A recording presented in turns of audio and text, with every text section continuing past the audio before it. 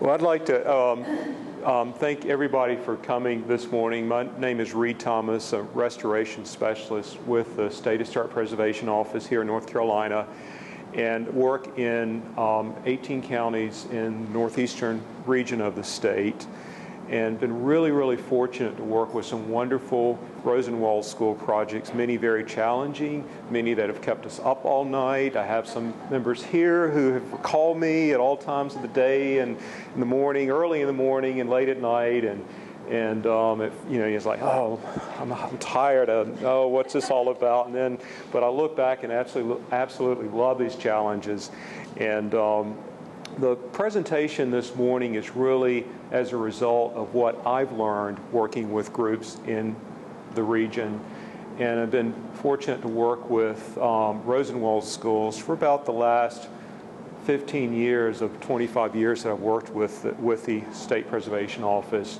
And this is as much about lessons learned and offering tips and guidance. And this is also, would like to make this as informal as possible. If somebody will just help keep me on track, I'll probably ask somebody to let me know when we're about 30 minutes or 45 minutes into it. So we'll keep it moving. And again, I want to kind of focus on things that you all are really most interested in. So if there is something that you have questions about, let me know as we're moving along. And I'll certainly try to help answer those. I don't really have all the answers, but I want to share, again, a lot of lessons in particularly maintaining your buildings, maintaining wooden buildings. My wife and I live in an old house, and I've learned firsthand for the last 20 years what works, what doesn't work, and have also had the privilege of working with, I've got about 50 nonprofits that I provide technical assistance to, and in addition to homeowners, and what seems to work and what doesn't work. Again, I've been really fortunate to work with great groups of folks like this youthful group that helped rescue the E.J. Hayes Rosenwald School in Williamston. And in a few minutes, I'll show you a map of northeastern North Carolina. But I got a call from this gentleman, Earl, called me and said, we need help. This was back about 2007. We need help. We just acquired this building, a long-term lease to this building. It needs a roof. It needs major work. We have an alumni association, but we have no money dedicated to this building. We have a huge task ahead of us. We have no idea where we're going to get the funding or the help to renovate this building, but we're going to figure it out. And this is just some of the challenges. These windows were actually in better condition than many of them on the building. This is kind of a general feel for how it looked. They were amazing, and it really inspired all of us to see what this group did to make this project happen. They had a roofer, a company that volunteered to actually put the roof on the building. And they got volunteer contractors to give up their weekends to come and sweat for long hours and work inside and outside on the building. They had fundraising events. They had, and then they were very successful working through the town, and town gave them support and helped them eventually leverage a grant to do additional work. And they have received a statewide preservation award, and it's really, I think, one of the most amazing. And let me go back, really did a successful renovation of this building. It's not completely done, but it's largely finished. It's in use. It's a teaching geriatric facility. It's a multi-purpose building. It's a really wonderful, sustainable project for the community, for the region, and it's helped inspire others. And I think this is what, when you're working with people, you're brainstorming, you're helping, you're spending long hours working with a team of folks, and to see it transition to this in just a few years is amazing. And what was even more amazing was going to the dedication and the opening, where there was a room with over 100 people in it, and the dedication was by the Honorable Congressman G.K. Butterfield. And I don't think there was a dry eye in the house. I couldn't see well enough to tell you that, but I don't think there was a dry eye in the house. So it's just one of the amazing success stories that we have, and I'm sure many of you have similar experiences. Another thing that's really great about this project is they drew in not just people interested, not just alumni members, but they got the town's fire department, the police, the town board. They pulled in so many different groups to help them with this. It was not just about preserving a building, creating a museum. It was more than that. And another hugely successful story. And even though this is not completed yet, it's a Hamilton Rosenwald School, and Carol Shields is here, and she is a hero in this project. This building was in horrendous condition. Roof was leaking. See, the siding was missing, overgrown, and somebody had tried to convert it into a residence, and that fell through. Long story, but the Roanoke River Partners acquired the building and were able to successfully get a Lowe's Charitable Trust grant to do the exterior restoration. And it's like, wow, this is an amazing before and after project.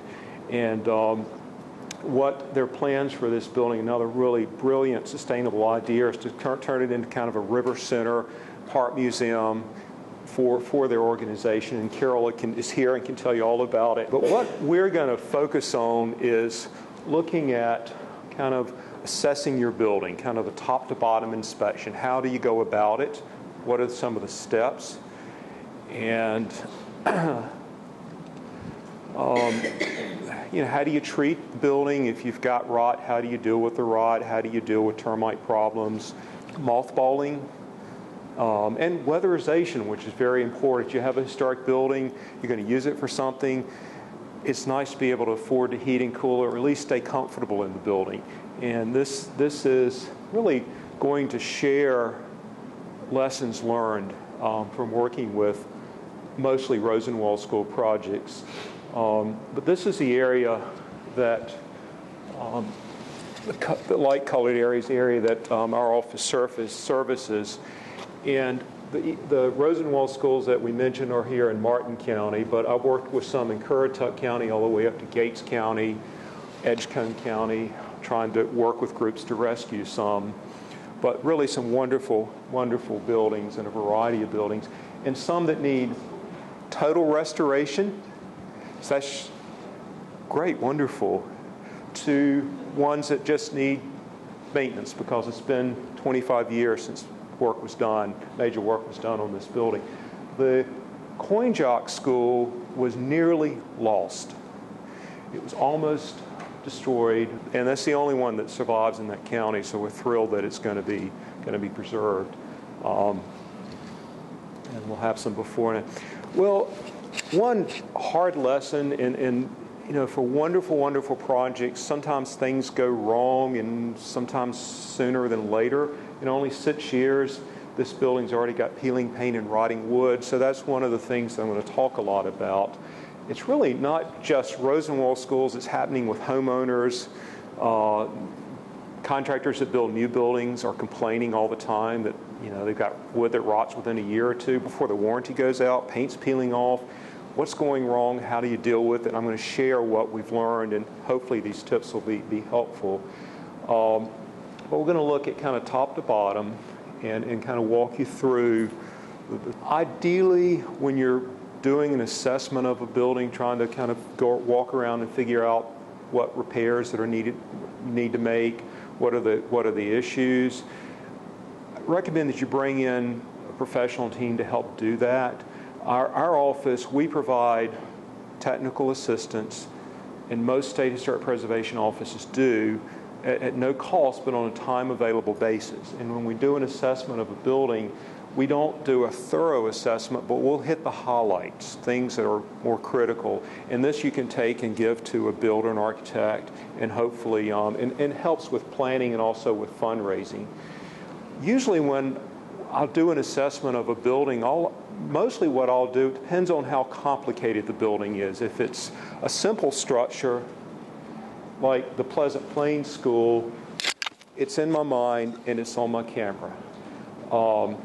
If it's a larger building, I'll take a pad and a sketch pad and draw the floor plan and make little notes on that and take the camera. But ideally, it would be great to have a system of being able to tell the owners, or if you are the owners, being able to figure out what are your priorities. Is the paint peeling off the building a priority? Well, certainly if you have a hole in the roof, that's a priority, but what are less obvious things? You know, if you've got old electrical system, how much of a concern is that? So when you do an assessment, we came up with this simple form of urgent, E for emergency, that means needs immediate attention. You've got a hole in the roof. U for urgent, repairs that need to be made within a year or so, and then down from there. But starting at the top, generally, you know, what is on the roof priority versus maintenance? And is this maintenance, or is that a priority? You've got roof leaks, clearly, because it's rotting the soffit. But also, if this is loose, a wind could lift that up and you could lose a roof. And that actually could be repaired. So at a savings. And this is not a Rosenwald School, but it was a beautifully restored school in Princeville outside of Tarboro in Edgecombe County. So you'll see lots of pictures of this, but this is a beautifully patched, this is a standing seam metal roof where the pans are actually folded and kind of welded together, beautifully done. And there's still a lot of people out there that know how to repair these roofs. It's hard to get somebody to put a new one on because materials are hard to get, but these can be easily repaired and sometimes at a huge cost savings. And this is also priority because you get a good wind, unless you live in an area where you get no wind, and I don't think there are many places like that, or even thunderstorms. A wind can pick this up easily and lift off like it did on this barn. And this was in a winter nor'easter. This was just a winter January storm that blew through and peeled the roof off this barn. And the 5E barn tin is more forgiving in a high wind than this standing seam roof that's all tied together. If this is loose and the wind picks it up, it can lift off an entire roof or an entire section versus the other type. This is an original, what I think is the original roof on this school. It's actually got these short panels, and that's an earlier way of actually doing this hand-crimped roof. Huge amount of work, each section put up and then crimped together. This is a roof that we see a lot of. A few of these survive. They're usually very thick metal and very durable, and they'll last for decades if they're maintained. The other common material, typical material, and you see this on a lot of buildings, this is the 5E, is this what we call a 5E metal, or often called a barn tin. These are individual panels. These are not hand crimped together, but they have these little interlocking joints that fit together, and then you nail them on top, and it's a very secure and a very good roof. It does tend to leak more than the hand crimped roofs and is not as good, but it is a very durable roof. And this is why so many Rosenwald schools have survived that have been abandoned for so long, is that they've had good roofs on them. They've had good metal roofs that without any maintenance have lasted for decades. And the same is true for a lot of agricultural buildings all over, and particularly in northeastern North Carolina. A lot of tobacco barns and other barns have survived because they've had this type of roof on them. And it might have a leak or two, but usually they've held up. And also checking around the chimneys, flashing to see if there are leaks. Metal roofs will move. They will expand and contract, and it's not unusual to have joints opening up occasionally, so you have to go up and kind of tack those down. And one other thing on the roofs is that these eaves, this is really maintenance, but you'd want to check the eaves to make sure this is tied down tightly. These are not loose.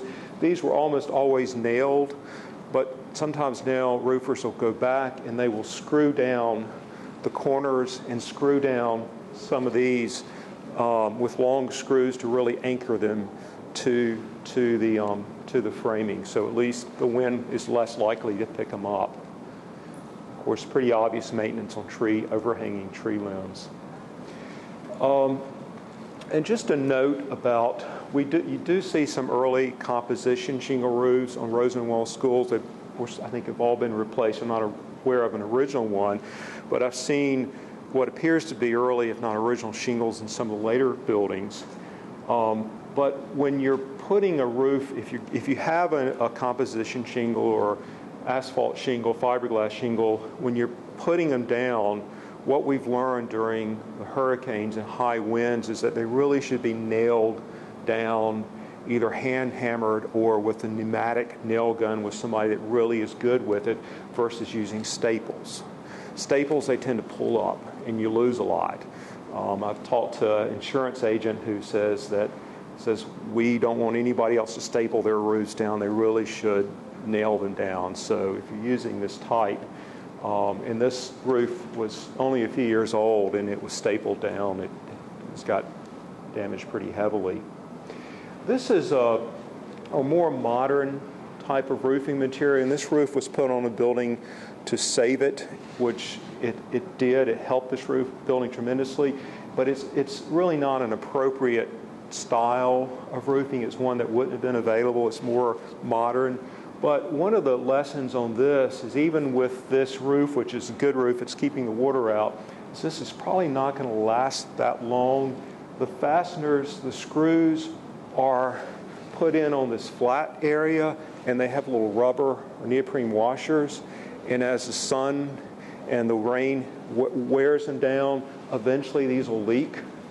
A lot of these will start leaking, and insurance companies found this out after the last hurricane, that some of the even ranch-style houses and newer homes that had these roofs, when they were attached this way, sometimes they would leak pretty badly. So I wouldn't recommend this style roof, but if you've got it, at least I've seen many of them with the screws on these, just like you see on the standing seam roofs, on the ridges, or the nails on the ridges. Foundations. Kind of a priority. If you've got this here is a bit undermined in the center, and this you've got bricks kind of falling out. So those need attention sooner than later. Particularly if you're going to be doing roof work, you're better off to deal with your foundation first, because if you start jacking and moving, you could open up seams on the roof. So unless you've got a big hole in the roof, I'd say if you get your foundation repaired first if you need to do so, unless it's just minor repairs. And when you're doing masonry repairs, a lot of the earlier Rosenwald schools, and even some in the 1930s, mid-30s, I've seen the mortar is lime mortar and handmade bricks, which we see it on commercial buildings in the 1930s. And lime mortar allowed the bricks to breathe. The under-fired bricks, the ones that were not modern hard-fired, they breathe through the mortar joints. And if you put concrete in, the bricks stay wet, and in the wintertime they can freeze and destroy the surface. So when you're doing masonry repairs, you really want to understand what type of mortar was used, what type of bricks you've got. The E.J. Hayes School is all Portland hard-fired mortar. Hamilton is all hard-fired mortar, but there are other ones that have this lime-based mortar. And there's lime mortars readily available. There's the National Park Service has a wonderful brief on it.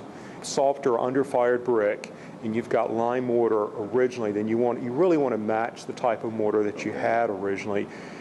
Portland-based mortar is a wonderful mortar, but it's not very breathable. So it can trap moisture in the bricks if the bricks are softer and not as hard fired. So just want to put back the right mortar. But moisture is an amazing problem on buildings, and I would say this is the number one problem I see on most every building in Northeast North Carolina, older building, is that you've got negative drainage around the foundation. Water goes under the building. This is a very common problem, and particularly in our flat area where we have poor drainage, and it can lead to a lot of moisture around your foundation, can increase the potential for termite activity, and also structural issues around your foundation and more. And I guess in working on this presentation, I realized that most Rosenwald schools that we've worked with are in reasonably good structural condition, that you don't see the termite problems that you do with homes and with other buildings. And why is that? Well, most of them had remained open for a long time, like a lot of homes did up until the 1950s and 60s, when people were concerned more with energy and they'd close them in so you could keep your house warmer in the winter. And this allowed air to move under it, and if it was wet underneath, it would help promote dryness. You've got some paint issues, a little bit of decay on this, but it's doing just fine, even though you can't see in this photograph, when it rains heavily, water would puddle around this area. But it's not necessarily the case on this building, which was closed in probably in the 50s or 60s. And you see this wall is even moved, and if you look at this corner pier, it's even moved a little bit as well. You can see the mold from all the moisture going up in the wall. Humid interiors, and this is true for your house, if you've got a lot of humidity inside your house and it's migrating up from the crawl space, it can make it very uncomfortable. It's harder to heat and cool a humid interior. If you can get the water that comes off the roof away from your house, your building, it can make a huge difference in even utility bills. So how much water comes off a roof?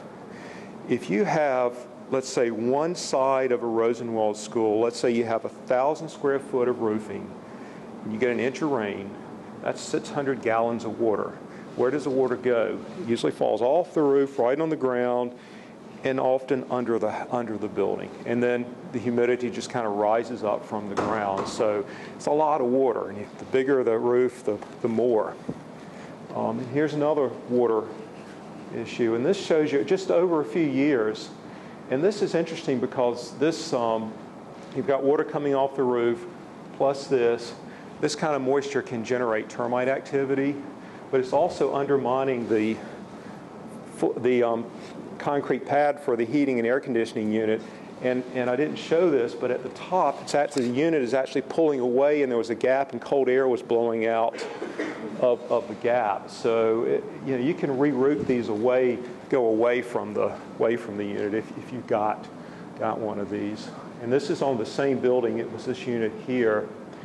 So you want to try to get the water away from the building. You can occasionally you can use gutters. You can slope the grade. You can raise the soil level and slope it away from the building.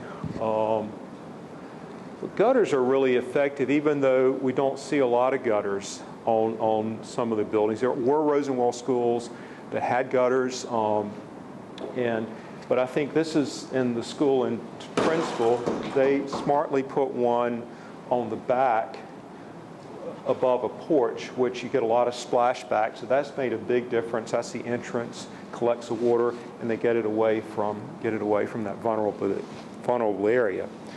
But you don't want to just, if you have gutters, you just don't want to put the gutters up and dump the water around the foundation. You might prevent a lot of erosion from splashback off the roof, but if you're getting a lot of water around the base, it can actually wick up the piers. If they're underfired, if they're not, you can still get the humidity rising into the building. This is kind of bad. You see it puddling around here. This is better, but it's much better if you have a drainage system, or ideally if you had buried pipe. You have your downspout coming down, buried pipe that shoots it out into the yard, and at least 10 feet is ideal, but you really want to try to pull that water as far away from the building as you can, and that makes a huge, huge difference. Now, looking up at, I'll look at ventilation. We'll start with the attic. This is a wonderful Reed's Grove Rosenwald School in Gates County. It's just a wonderful group that has been working to restore this building, kind of take back. It's been covered with artificial siding, but they want to remove that. They want to restore it back like it was. But this shows that the ventilator has been closed up in the roof. You've only got these vents, so you have no air intake to get the hot air out. It's kind of stagnant air. And without proper ventilation, the life of the roof is actually shortening the life of these shingles considerably. And you can also get mold, you can also get condensation dripping. So, open these back up, I think would be a huge help. And I think they've already done that at this school. And also, the foundation has just been closed in, and unfortunately, kind of flush with the curtain wall. And what they're going to do is paint these kind of a gray color, dark gray color, and put more vents in. There are not enough vents in to allow air to circulate under the building. And again, that if you get water, and you will get moisture under a building, there's no way to keep it out. That cross ventilation helps to promote dryness. But there are situations where you do need to close in under a building, and this is plumbing that's exposed. And the use of the building, if you're going to use your building, occasionally open it up. If you have heating and air conditioning, you turn it on, use it for a few hours or a day. That's fine. But if you're going to be using your building on a regular basis, you've got plumbing, or your insurance company requires that you have a closed-in crawl space, then what kind of options do you have? And my colleague and I, Jeff and I, talked about you could actually push a brick wall back beyond this pier, and I'll show you an example. This is a wonderful, wonderful project, but the foundation is really kind of modern. It doesn't fit the building, doesn't work well with the building, and would not recommend this approach. But this approach is better. They at least recess the brick wall back. It'd been nice to push it back a little bit further, but they put in some vents, so at least there is ventilation in this building. So if you need to close in under a building, you should really recess that curtain wall back, and there are several options on this. You can use block and paint it or stucco it, but in this case, brick worked pretty well on this building. This is the number one call that I get and about concerns, and from pretty much any property owner, is that massive paint failure, massive wood rot, and sometimes a very short time period. And 6 years, that's not acceptable. You replace your wood, you replace rotten wood, you paint it. 6 years later, it's failing. That's just, ouch, that hurts really badly. This is a school in rural Edgecombe County that I'm working with a group to try to save. But it's got a rotten seal. It sits low to the ground. This is the north side. It's got all this vegetation. So that's not surprising that the seal is rotten. But the wood is sound. It's fine. It's weathered. It's got wrinkles on it from the sunlight, but it's not been painted. And it's held up just fine. And I think one of the big myths for most buildings that if you don't keep the paint up, it's going to rot. Well, sometimes paint can actually cause decay, and I'll show you that. Now, paint is a wonderful thing, and it looks great. But what goes wrong? Why is it failing? And then I'll offer some observation. What people want to try to do, and you hear this all the time, is we want to seal the exterior of the building. We want to seal it. We want to stop the moisture from getting in.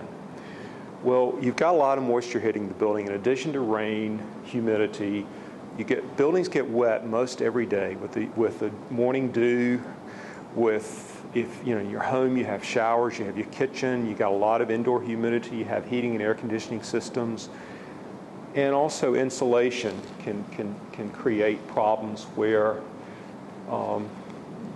there's moisture. When paint is peeling down to the wood, most often the reason is because of moisture. Moisture's trying to get out. And this insulation that was put in 10 years earlier already has mold on it. The back of the drywall was moldy. The paint was blowing off the building. There was a lot of rot on it. So there are a lot of reasons, and I'll give you one quick here too. Let's say this is on the west side of the building, or even the east side of the building, and it gets down into the 30s at night, really cold. And then the sun comes up, it hits this wall, and it warms it up. You're going to get some moisture vapor inside the wood. And a little bit over a long time is okay, but eventually, if that moisture can't get out, and particularly if the wood is not real durable wood, then you can see rot occurring. Now, paints over the last 10 to 12 years, the formulas have begun to change because of federal laws requiring the removal of the volatile organic compounds, things that are really harmful for us to breathe. Well, these thick coatings that are now available can actually trap moisture. And this is painted this was 2 years old on a house, and we peeled this off. It had been dry for over a week, no rain, and behind it the wood was damp. And it was damp because this thick coating would not allow moisture to go through it. Fortunately, it was peeling, and as a result, it helped promote the dryness, but none of us want peeling paint. This is a house that was painted 5 years ago. We took this 2 weeks ago. I had to go back and change these slides because I thought this was pretty dramatic. But this is a real heavy, thick coating. And in many places, particularly on the tight grain wood, it was peeling off, which was good. On some of the newer wood and on some of the wood that was not as durable, the wood was rotting in 5 years. The thinner paints, if they fail, they tend to peel and blow off. The thicker coatings, because they don't have the breathability, the permeability to them, they can potentially trap moisture, causing your wood to rot. And much rather scrape and repaint than replace the wood. And also sealants, caulks, if they're not used properly, if you were to caulk this, then this board, the rot would be a lot worse, but moisture's got to get out. But this was caulked, and there's a lot of rot, and this was within just a few years of this building. And the scary part about this building was it's brick, and they had to replace this entire window jamb, and it was very involved. I think the key is to understand that there's no way to keep the moisture out of wood, but you want to try to use techniques that allow it to breathe. You want to use coatings that allow it to breathe as much as possible, and there are coatings that are coming on the market that are being developed, some that are being made right in the USA that are breathable, and for old wood, old materials, they seem to work better in the long run.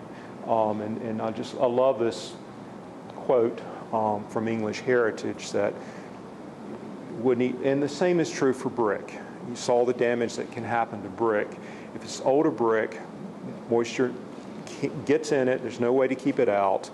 Even it can wick up from the ground. If it can't get out, it can cause damage. And I've seen stone buildings collapse as a result of non-breathable coatings, like non-breathable concrete mortars put on them. A little more on paints in a minute, but when you're looking at replacing the woodwork, when you've got to patch and repair areas on your building, ideally you want to keep as much of the original as you can, not only because you're trying to preserve as much of the historic building as you can, but on a very practical note, what you replace it with will not last nearly as long as the original material in the building. So save as much as you can, primarily because it's original material, but secondly, because it will outlast what you replace it with. Use the best material that you can afford to buy.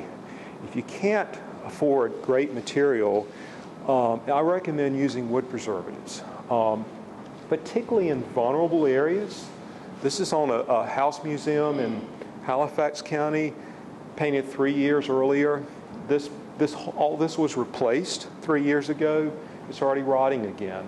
And it's as a result of thick coatings and moisture that got trapped in the wood. And what would have prevented this rot, it wouldn't necessarily have stopped the peeling, is using a good wood preservative like borates, which are safe, relatively safe to use. There's also more toxic but a variety of really good wood preservatives on the market. So it's cheap insurance in a sense to add wood preservatives, particularly to windowsills, door sills, column bases, things that are more vulnerable to decay.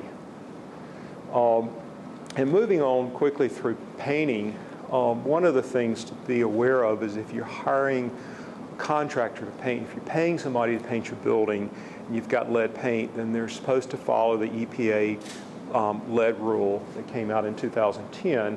And essentially, painters are supposed to test to determine if there's lead. If there is, depending on how much they're doing, they generally will have to wear protective suits and masks. And it can add 10% up to maybe 20% more to the cost of painting a building. So that's something to kind of keep in your mind if you're paying somebody to do that.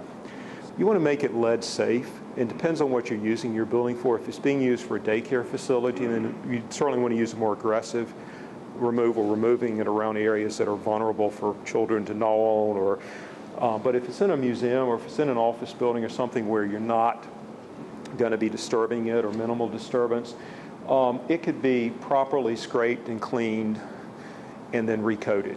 You get it back to a good sound surface, it can be recoated. And the same is true on the outside. If it's sound, good material, it can be recoated. But today there is newer technology to remove paints. This is an infrared paint remover, and it's a whole lot safer than the heat guns. Heat guns can cause fires. They have caused many fires in buildings in North Carolina, painters using them. They heat the wood up so much you can get spontaneous combustion. They also, above 740, I think, you release lead. So this is a much safer way if you're using it. There are also chemical removers that are effective. But paint preparation is really the key. In many situations, if you've got a lot of paint buildup, particularly of latex paints, if you've got a lot of accumulations of that, generally it's good to take those down at least to a sound surface. Maybe not get every bit of paint off the building, but as much as you can reasonably get off in a safe. Of course, one thing that I don't recommend is pressure washing. Most people do this, and if you do, you want to use low pressure. You don't want to have this kind of damage happen to your building. But when you're shooting a lot of water at the building and it gets into the wood, it can take weeks and even months to thoroughly dry out. Particularly if you've got insulation, it can be real problematic. So don't recommend. Usually a bucket and a brush and a hose works just fine.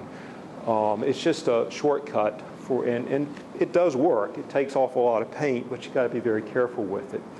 I think one of the most important things that people have gotten away from in recent years is using a pre-primer. Before you put the primer on your raw wood, this is not over existing paint. If you've got existing paint, you're painting over it, and then you clean it, you put a primer on it, you put your paint. But if you're down to the bare wood, particularly if it's weathered and dry, use an oil treatment, a consolidated oil treatment. The traditional treatment was turpentine and linseed oil. And painters use that. I used it 20 years ago, and now I'm starting to use it again. I'm just using and there are higher, better quality linseed oils on the market that they take the fat out so it doesn't mildew. There are several companies that make this. There's a company in Virginia getting ready to make it, but there are also products that you can buy at your hardware store, your paint store. One is called Penetrol, but there are a number of them that actually will help almost in a sense nourish the wood and prevent, if you put your primer on this wood, your primer is going to dry very quickly and could potentially not have a life. Plus, a good oil penetrating primer can act like a wood preservative, and linseed oil has been used for that for years, and it makes the wood more stable. So it's worth the additional few dollars to buy, overall on your paint job to treat your on bare wood. Well, let's take a look now at windows. Windows on Rosenwald schools, they're not only eyes of the building, but they are absolutely brilliant. They give these buildings such wonderful character, and there's no way to match the historic windows unless you have something made to look like it. They're wonderful variety, different styles of windows. What better way to light a building sustainably without having to introduce a lot of natural light? I remember in school, before we had AC, when we had big tall windows and we had it opened up, and there were a few unbearable days, yeah. But generally we got some air circulation and the lighting was brilliant, but the lighting never quite had lighting like the Rosenwald schools do with these rows of windows. And again, they're absolutely wonderful. They can be challenging for maintenance and weatherization. We'll look at that in a minute. But many of them are in good condition, like these windows on Pleasant Plains, Rosenwald School. And these are in moderate condition on E.J. Hayes. These were repairable windows. And of course, missing or replaced windows. These are also E.J. Hayes, and they've done wonderful, wonderful job bringing these back, or most of them back.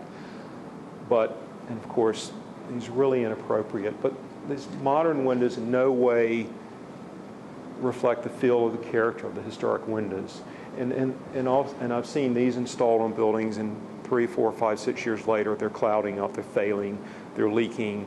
So trying to maintain your existing windows is strongly recommended. And there's one more, E.J. Hayes before, and the school board had put these modern windows in, I guess, in the 70s, 80s, and they actually had wood windows milled. There are company sources for these. You can contact your state historic preservation office. We keep a list of manufacturers who still make traditional wood windows. Storm windows are fine. They can actually help protect the windows, reduce the maintenance, and increase the energy efficiency, but in all cases they're not really necessary for every project. This is what I see a lot, we see a lot, and people say, oh, these windows are rotten. This one is fine. It's got wrinkles from weathering and age. You know, it's earned its character. It is just fine. It's solid as it can be. And oftentimes, when you peel the paint back and it's spongy and soft, if you let it dry out, the wood will harden back up. You treat it with a wood preservative. You provide the protection. In this case, you clean it up. You put a consolidated oil treatment, like a purified linseed oil, good quality linseed oil, let it soak in overnight. You come back, you can put a breathable putty filler in these cracks if you want to, and certainly any cracks in here, put a primer on it, paint it, fits a window. Let's say you're using epoxy to patch this. A lot of window folks, and I think they do. If you have a storm window, it's not such a big deal, but if you're leaving your windows exposed and you use a substance that doesn't breathe, moisture will go through. Even if this is painted, moisture, now if you have this saturated with an oil preservative, you're not going to get as much moisture going through, so you're not going to have a problem. But let's say if you just patch and paint this, and as moisture is going through the wood, if it hits the substance, the epoxy substance, it's not going to go through that at the same rate. It's going to puddle around it, and it can actually cause rot to grow around the patch. So if you're using a breathable filler putty, which there are several available now, you want to check with the manufacturer to make sure the moisture can go through that. And a lot of breathable fillers will actually expand and contract with the wood instead of staying firm and hard. So it'll last a lot longer. At Mount Vernon, they were using a linseed putty, which is old glazing compound, which is now available. You can buy it in gallons. There are many companies on the web that sell it. They were replacing some that was put in 65 years ago. It had held up that long on the outside. And they had tried other caulks and epoxies, and they would fail within 15 years or so. So I think the breathable is really the key. Here's a repairable window. The bottom sash is rotten, but you can take this, the bottom rail is rotten. You can take the sash out, cut a new piece, fit it in, and not have to replace the entire window. And there are many people that are skilled. There are several people out there that know how to work on windows, and again, your state preservation office, National Trust can help you locate people. And oftentimes you'll look at buildings where the windows have been replaced. You go around and look inside and you find the original windows. So these are real treasures that can be saved and put back. And one more image on windows is a lot of times, looking at mothballing, you can't do everything at once. And the very clever approach at E.J. Hayes was that, I'm sorry, I don't have this other side where they beautifully restored and replicated windows that were missing, but they simply cover these up, ones that had been altered, ones that need major restoration, and they'll get to those later.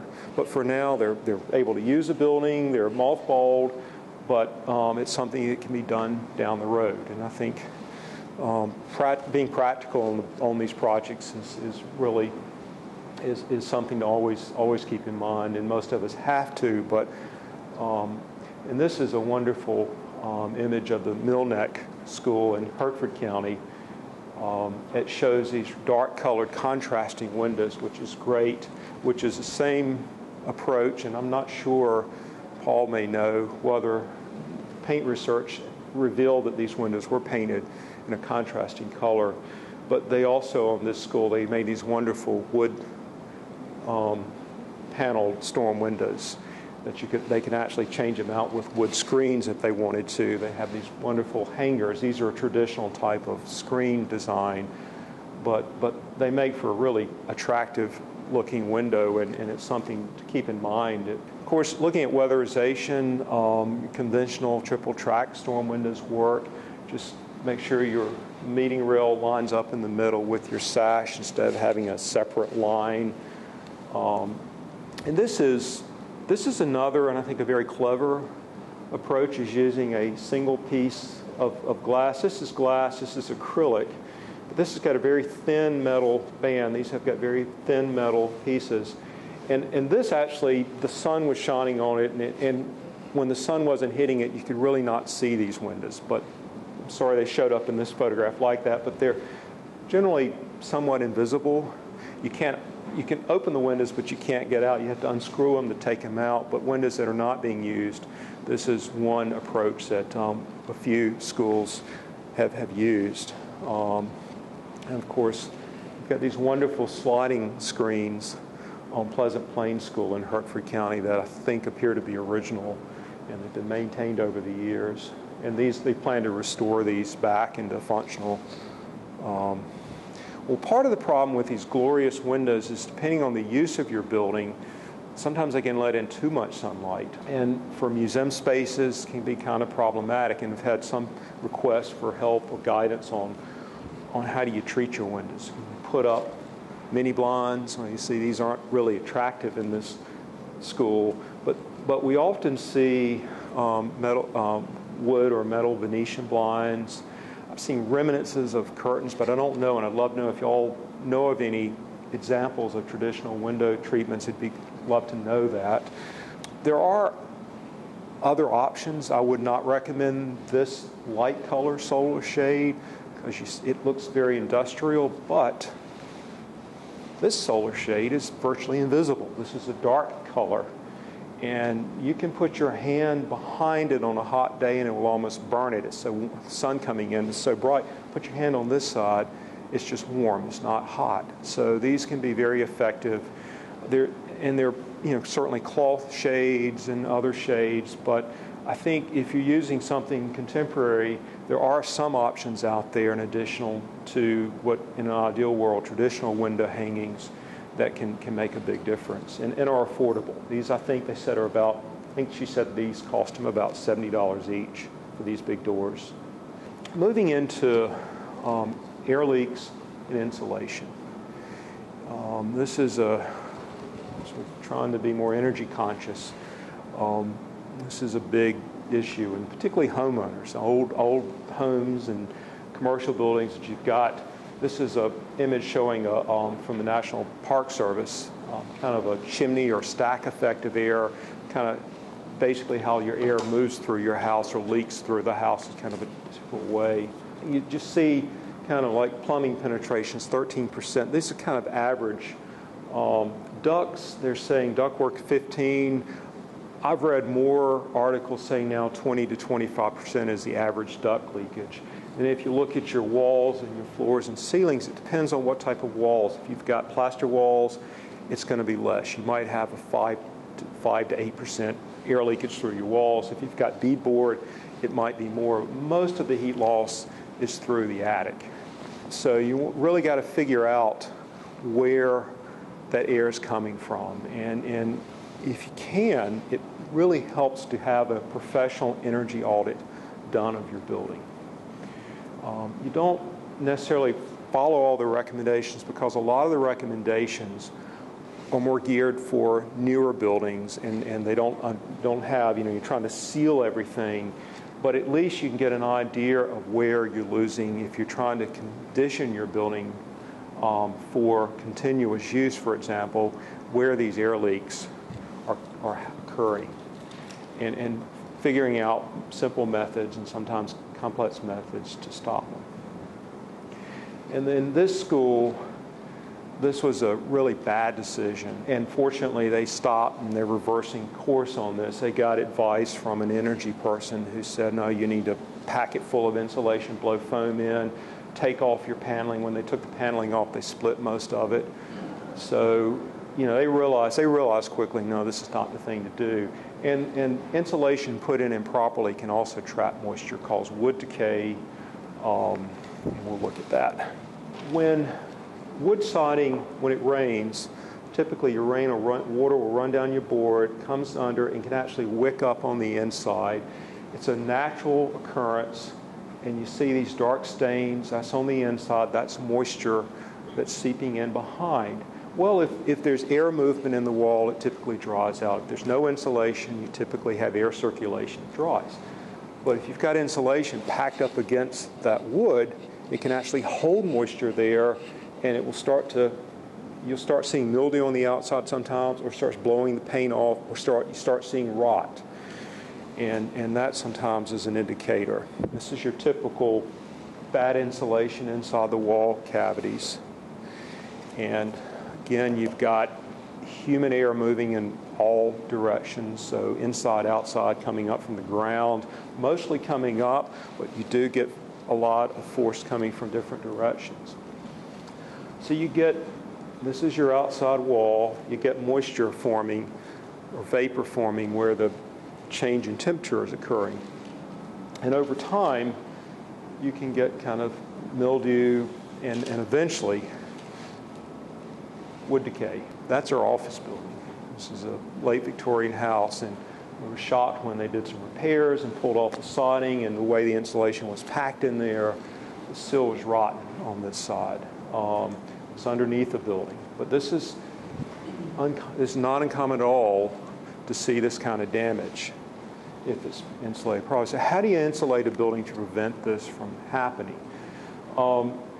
Ideally, you want to leave a vented void. You want to leave an air gap, if you can, between the siding on the outside and the insulation. So at least as water gets behind it, moisture gets behind it, there's enough air moving in there to help prevent that from rotting. In an ideal world, which doesn't always happen, you do it on both the outside and the inside. But this is a fellow working on a school building. It was not a Rosenwald School, but it was a great early 20th century school, was using roofing baffles to push that insulation. He took the siding down, some of the boards off, pushed that insulation back, slid these up in there to hold the insulation back off the siding. And that building is done very, very well since I saw that 12 years ago. It's performed much better. Another project, they were using this rigid foam insulation and put it in between the wall. The main thing is you want to stop the air leaks from getting in. Insulation is kind of a blanket, but there are many buildings that have really well insulated, but air can still get around them and leak into the building. So it's really trying to stop these air leaks, stop the humidity from getting in.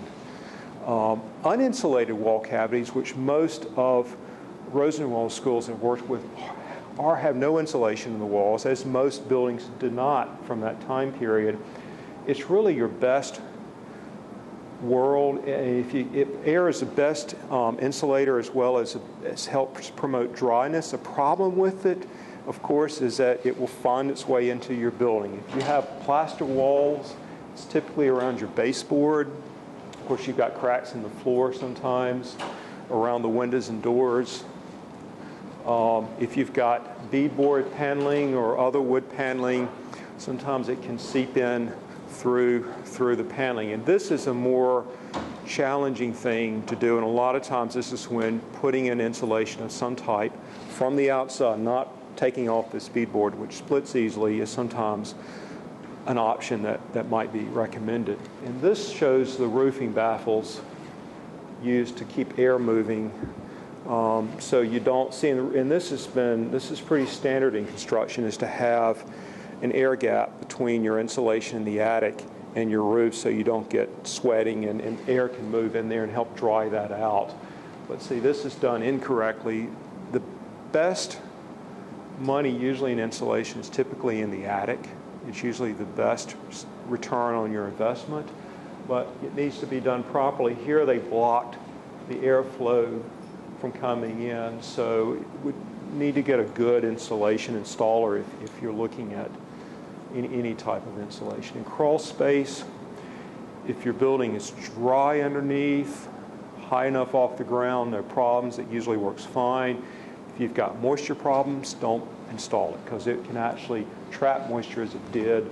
This is a 200-year-old building that had been insulated probably 20 years earlier, and it already had a lot of termite damage and rot as a result of water that stood under the building occasionally and got trapped between the insulation. Of course, some that are open.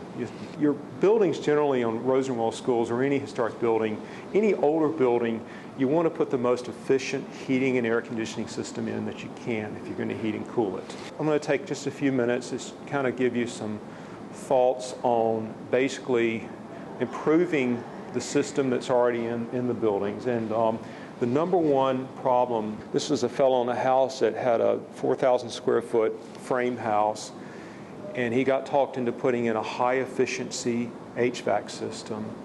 And he was thrilled because he thought he was going to see big savings on his energy building, and saw absolutely none.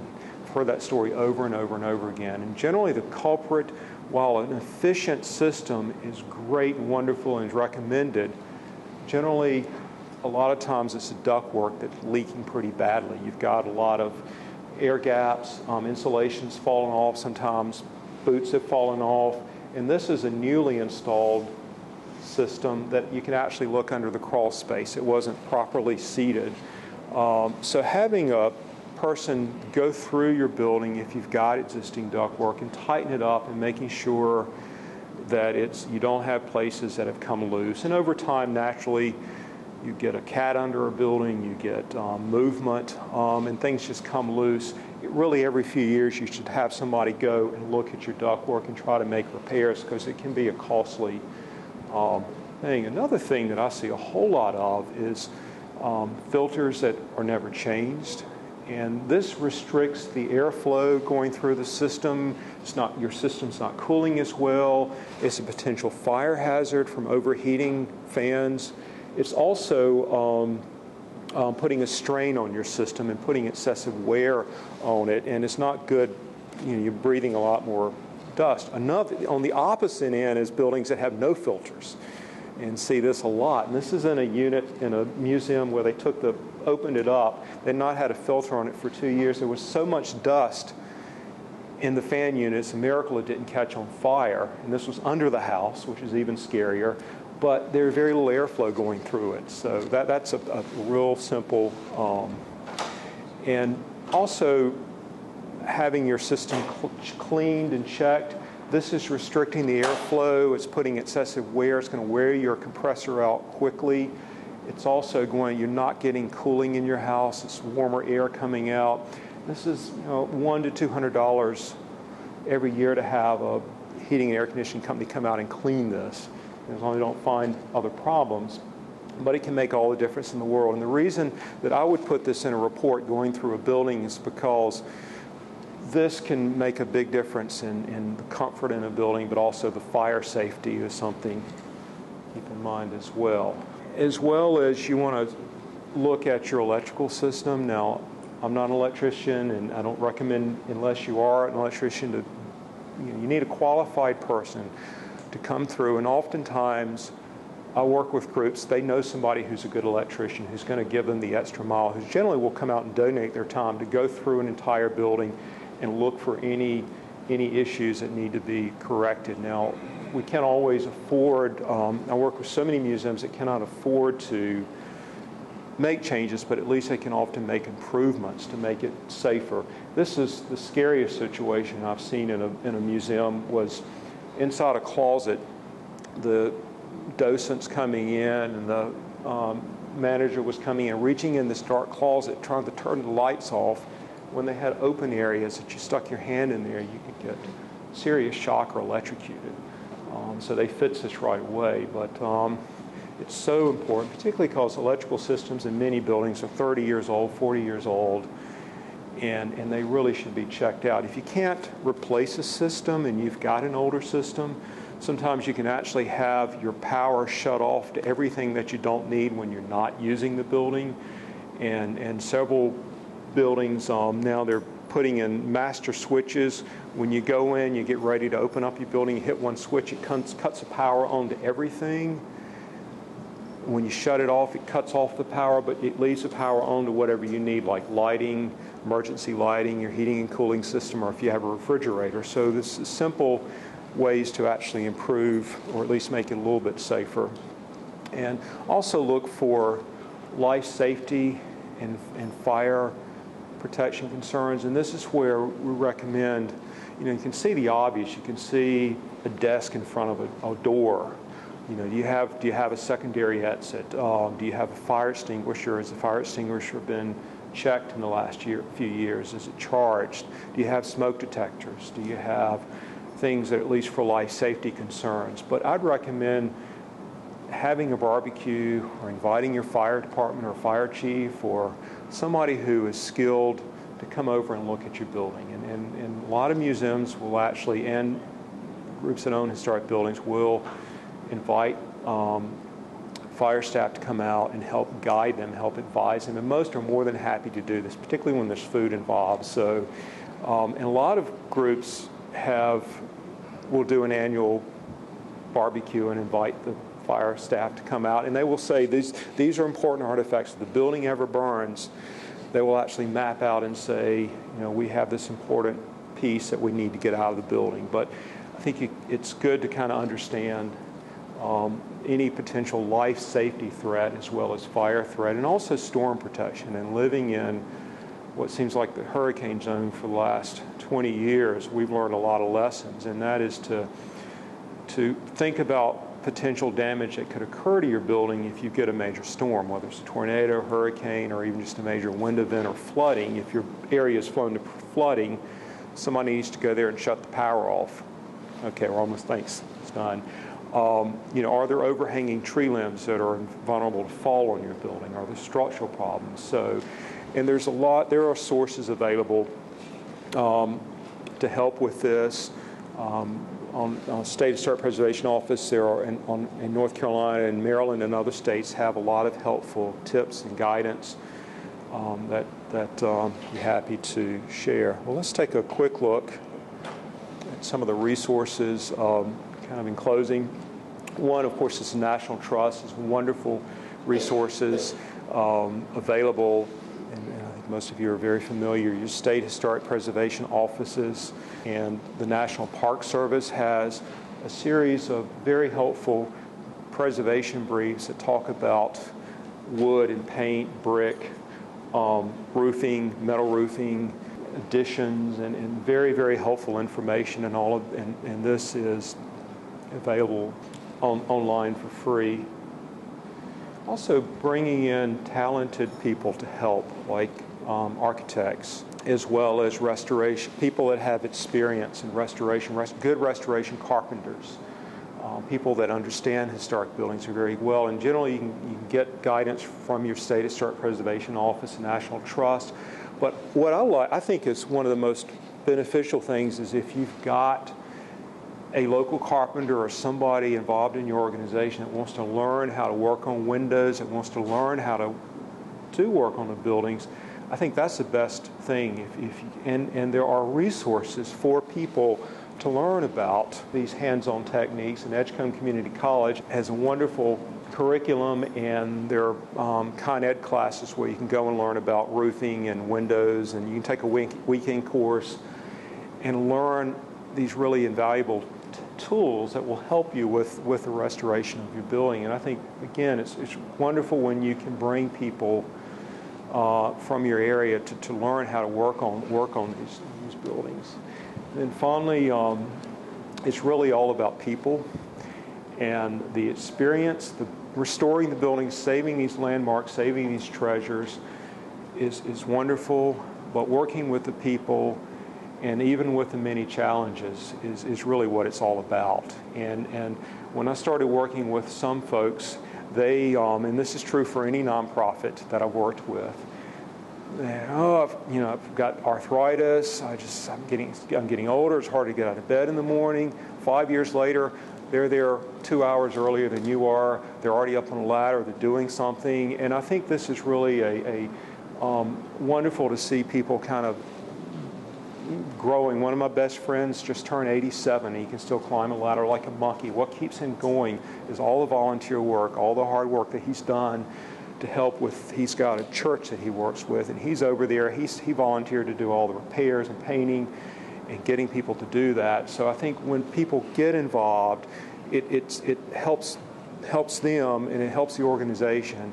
And I can't think of a better thing than working with many of these groups. And again, I appreciate the opportunity to speak.